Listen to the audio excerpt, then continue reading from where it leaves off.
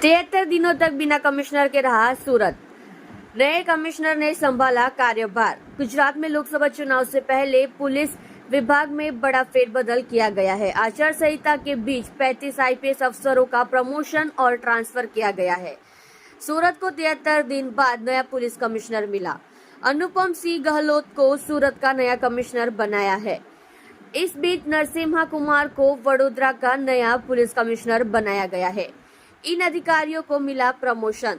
इसके अलावा Ahmedabad police commissioner GS Malik और गुजरात पुलिस हाउसिंग कॉरपोरेशन के एडिशनल डीजी हसमुख पटेल समेत 20 से ज्यादा अधिकारियों को प्रमोशन दिया गया है।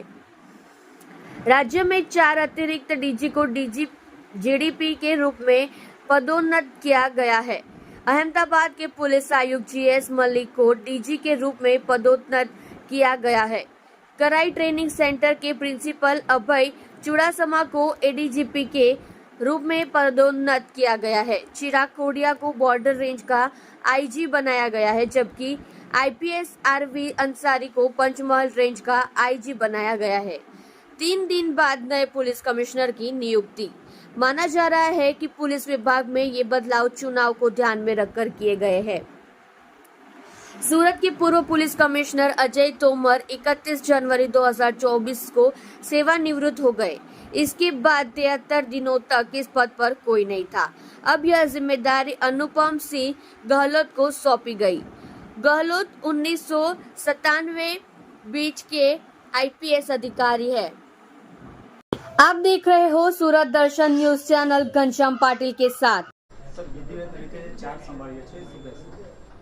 આજે આપણા રાજ સરકારશ્રીના હુકમથી હું સુરત પોલીસ કમિશનર તરીકે મારી બદલી થઈ એના હું અત્યારે 4 સંભાળી રહ્યો છું અને જો પ્રાથમિક જો સુરત पुलिस कमिश्नर तरीके जो हमारी मुख्य जो फ़र्ज है कि अपने शहर में सुख शांति रहे एना माटे तमाम प्रयासों जो पूरी सूरत टीम है हमारी कांस्टेबल थी मांडी અને પોલીસ કમિશનર સુધી તક આ આપણા ખડે પગે રહીને મહેનત જો કરતી આવી છે આ કરતી રહેશે જોઈએ અને અમે બધાને એશ્યોર કરીએ છીએ કે ખૂબ સરસ રીતે જો એક ટીમ વર્ક સાથે જોઈએ આપણી સુરતની પ્રજાની સેવા માટે કોઈ પણ કસર અમે લોકો બાકી રાખીશ નહીં જોઈએ અને સાથોસાથ જો ક્રાઇમના વાત કરીએ તો આપણા લગભગ જો सूरत एक एवा शहर है जो पूरा विश्व में સૌથી ઝડપથી વિકસિત થઈ રહ્યા છે એવા શહેરમાં એના ગણતરી થાય છે ત્યારે આખા લગભગ જો પૂરે દેશભરના લોકો અહીંયા રહેતા હોય છે, કામ ધંધા બિઝનેસના કામે લોકો આવતા જતા રહે છે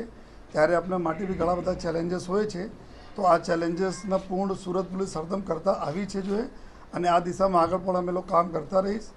બીજા જો શહેરીકરણ થાય છે, જે શહેરમાં એટલા પ્રોગ્રેસ થાય છે, થોડા ટ્રાફિકની સમસ્યાઓ બી સ્વાભાવિક છે રહે છે જોઈએ અને ઘણા બધી જગ્યાઓ એવું પણ છે કે સુરત સિટીમાં મેટ્રો અને બીજા કામો થઈ રહ્યા છે એના માટે બી તો ટ્રાફિકના જ્યાં જ્યાં પ્રોબ્લેમ થાય છે એના બી ટોપ પ્રિયોરિટી રાખીને જો ટ્રાફિકના સમસ્યાના બી અમે લોકો ઉકેલ લઈ આવવાના પૂરા પ્રયાસ કરતા રહીશ અને સાથોસાથ એક એવા અભિગમ સાથે કામ અમે કરવા માંગીએ છીએ કે જેમાં અમારી જો પ્રજા છે, જો પ્રજાજનના માટે જો પોલીસ સ્ટેશનો છે અલગ અલગ વિસ્તારોમાં તો એના કામ ત્યાં પોલીસ સ્ટેશનમાંથી થાય, ન કે એના સીપી ઓફિસ તક આવવા પડે યા સિનિયર અધિકારી તક જવા પડે।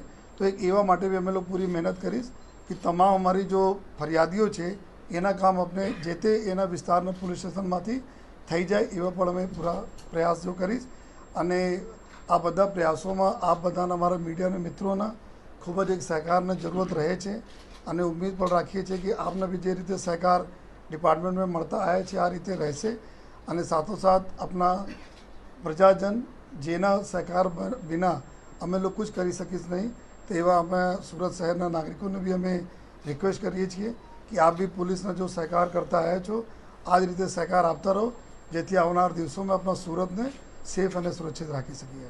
સર, ભૂતકાળમાં રાજકોટ અને વડોદરા તમે ફરજ બજાવી છે, એના અનુભવ અને સુરત આખું અલગ ડિફરન્સ સ્થળ છે, શહેર છે, તો કેટલું તમારા માટે ચેલેન્જેબલ હશે?